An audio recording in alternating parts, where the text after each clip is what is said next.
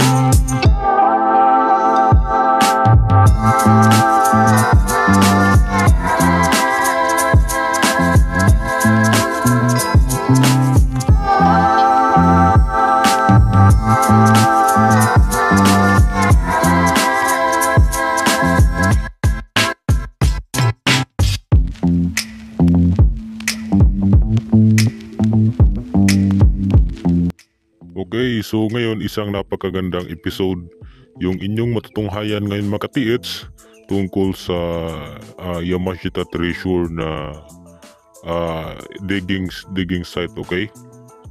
So ito talaga yung isa sa mga area na kandidato para sa isang buried Yamashita Treasure, yung may mga creek, okay?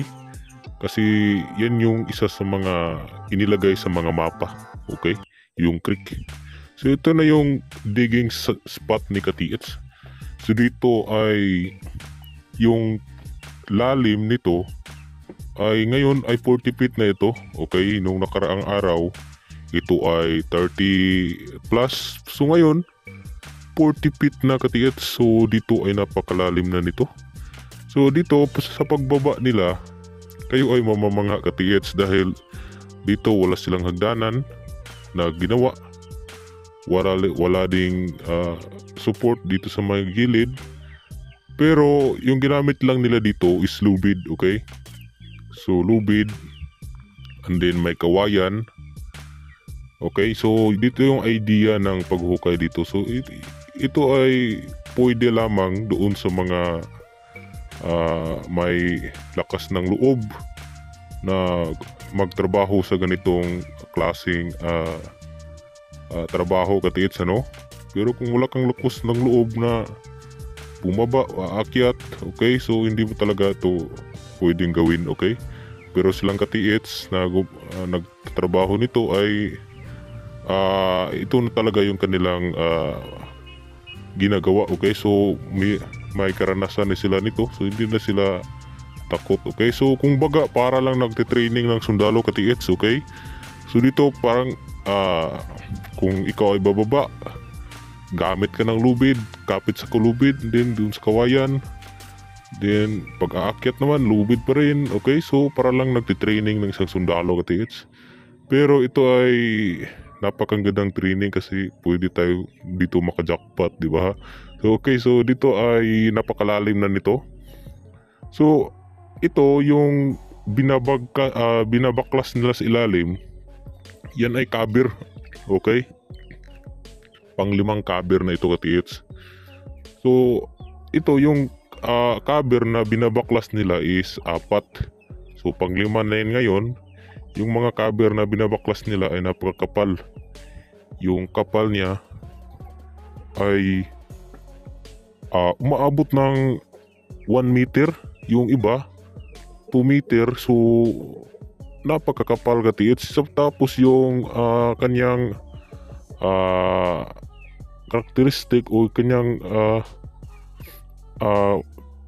design ng pagkakabir, para siyang sinemento, may halong bato na parang tinunaw. So napakasulido katiits. Tapos yung kanilang mga muel dito ay wala na. Kailangan na talagang bairin, okay?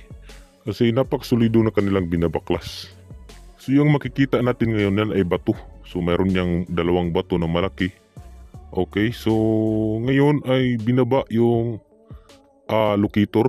So every time na mayroong I think every 2 hours, okay, sa paghukay, then detect. Minsan kasi katiits yung mga hinuhukay doon sa ilalim dito sa paibaba ay dinidetect yan. Mayroon ditong mga bato na umiikot sa locator, okay? So kayo ay mamamangha dahil hindi gold yung kanyang detect. Okay? So ano ba yung na-detect katiits? Ay diamond, okay? Mayroong diamond katiits na madidetect, okay? So nakakapit lang siya sa mga bato. So yan yung kagandahan ng maghuhukay kapag mayroong kagamitan, kasi mamonitor mo yung inyong hinuhukay. Okay? Halimbawa, kasakasakali mayroon kayong mga giveaway na binalot ng bato, hindi niyo yan malalaman. Okay? So dito yung mga bato dito kakaiba. Yung iba may laman na mga maliliit na butil. So yung maliliit na butil mga katiits, umiikot yun. Okay? So ang kailangan gawin doon is i-process, okay? So i-bull mill, kailangan po i-bull mill. And then gamitan ng mercury para lahat ng butil lang ginto ay doon sa mercury pupunta. And then pagkatapos noon ay lulutuin, okay? So ganun yung proseso. So marami ditong binabaklas silang katiits sa ibaba na yung mga bato ay mayroong mga may laman ng mga ginto, okay? Pero kahit ganun pa man, kahit mayroon na silang nakuha ng mga bato na may laman na ginto, malakas pa rin yung aura doon sa ibaba, okay? So yung mga bato na parang bilog, na parang binalot lamang, tapos nilalagyan ng mga maliliit na butil, so yun ay mga decoy, okay? Yan ay mga decoy na pampaligaw, okay? Halimbawa, yun ay makuha natin. Tapos kapag yun ay ma-detect natin, din akala natin yan ay mga natural gold, okay? Na nakadikit sa mga bato, pero yun ay mga sinadya nila yan. Tinutunaw nila yung mga bato, nahaluan ng mga chemicals, and then nilalagyan ng mga maliliit na butil, okay? Mapapansin natin dito ay pagdating ng hapon ay tines ni katiits. So malakas pa rin yung aura, yan o. Okay? So nandito ito sa ibabaw katiits ha. Lalo na kapag binaba, okay? So mas malapit na yun. So napakalakas pa rin. So ngayon nakatiits yung diameter ng madetect. Nung una, hindi pa natanggal yung panglimang kabir, halos yung kayang diameter ay nasa 5 inch lang yung kanyang madidetect, okay? So ngayon, yung diameter na madidetect niya ay halos umaabot na ng 1.5 feet. Okay, so napakalaki na niyan katiits. Ano ba yung ibig sabihin ko katiits? Halimbawa niyan, kapag yung item ay nandoon sa ibaba, di ba mayroon niyang cover na mga makakapal na semento, may mga bato, kung saan mas maliit lang yung cover na makakalabas yung aura ng gold, yun yung kanyang madidetect, okay? Halimbawa kung napakalalim, so maliit lang talaga yung diameter, yung kanyang paligid na iikutin, so napakaliit lang. So ngayon natatanggal na lahat. I think malapit na siguro ito kasi yung diameter niya ay napakalaki, umabot na ng 1 feet, 1 feet plus. Okay, so it means na yung mga cover ay unti-unti nang natatanggal, and then yung kanyang aura ay malaki na yung diameter na kanyang madidetect, okay?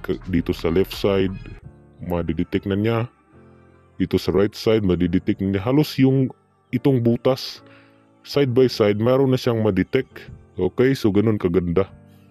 So dito binaba ni katiits. So dito ay tinatansa lang nila yung kanilang lakas, okay? Yung kanilang energy, kasi kapag inuubos mo yung energy mo sa ibaba, paano ka na ngayon aakyat, okay? So ganun yun, kapatipid-tipid rin sa yung lakas. So, ito yung nahuhukay sa ilalim. Ito yung sinasabi ko na mga bato na nakapile doon sa ibaba. Yung iba dito may laman na ginto, yung tinatawag natin na mga gold ore, okay? Ito yung sa salimbawa, yan o. Okay, yan. Yan yung sinasabi ko, katiits. Yan ay mga hinahalo sa bato para lang yung mga giveaway, okay? Akala natin ay ito lang yung dinidetect ng locator. Pero yan ay sinadya nila kasi yan ay mga decoy, okay? Decoy na pangligaw, okay? Yan ay umiikot, pero doon sa ilalim umiikot pa rin, okay? So magaganda talaga yung mayroong ginagamit kasi mamomonitor mo yung inyong hinuhukay. So ito talaga yung mga area na kandidato para sa isang buried Yamashita treasure, okay? Yung mayroong creek. Bakit, katiits? Dahil kapag may creek, maraming bato na pwede nilang gamitin para itambak doon sa kanilang pinagbaunan, okay? So itong mga batong ito, kung pansinin natin maigi, ito ay mga buhay na bato. It means galing ito doon sa creek na dinaanan natin. Yan o, mga buhay. So ito yung nakapile doon sa ibaba, okay? May mga simento. Sinimento nila yan, tapos nilagyan ng mga maliliit na bato, may malaki. So napakasulido. Kung mapapansin natin sa mapa, di ba mayroon yung creek? Okay, isa yan sa palatandaan na doon sa ma-areang yun, mayroon doon nakabaon, okay? So ito yung maliit na bato na may butil ng ginto, okay? So ito ay kailangan ipaprocess para makuha yung mga ginto. So mayroon siyang maliliit na butil yan, oh. Pansinin yung maigi. Medyo yellowish ng konti. So ito yung mga gold ore, okay? So kailangan to i-process gamitan ng mercury. Yan o, umiikot, katiits. Okay, yan o. Yan, napaklakas ng ikot. Pero doon sa butas, umiikot pa rin. Okay. Yan ay kasama lang doon. Yung mga Hapon nung panahon, katiits, ay mayroon ding mga unprocessed gold na kasama. So yan ay mga panligaw. Minsan yung mga ginto, katiits, sinahalo nila yan sa mga bato, tapos sinimento para magsisilbing mga decoy. Yan ay mga decoy, okay? Pero doon sa ibaba, malakas pa rin yung aura. Okay, yan o. Kailangan pa itong ipaprocess para makuha yung mga butil. So marami ito, katiits, doon sa mga bato. Kapag i-ball mill yun, ay may malalaki-laki din yung makukuha dito. So ito yun, katiits, at napakagandang discovery ngayong araw. So yun lang, katiits, ano? So huwag niyo kalimutan mag-subscribe sa ating YouTube channel and hit the notification bell para ma-update kayo sa ating panibagong video tungkol sa Yamashita treasure, okay? So dito ay binaba na ni katiits yung ilalim para bumalik doon sa kanyang hinuhukay, okay? So dito, katiits, ay pahinga muna si katiits dahil wala na siyang hangin, okay? Yan o. So dito mayroon pa tong kawayan, pero in our next video wala na itong kawayan, katiits. Kinuha na nila yan kasi napakadulas. Doon sa ilalim ay nababasa, katiits, ano? So ngayon mayroon pa tong kawayan. Hindi pa to umaabot ng 40, pero ngayon umaabot na ito. So makikita sa ating susunod na video. So mag-subscribe lang kayo para ma-update kayo sa ating panibagong video, okay? So yun lang, at maraming salamat sa inyong panonood.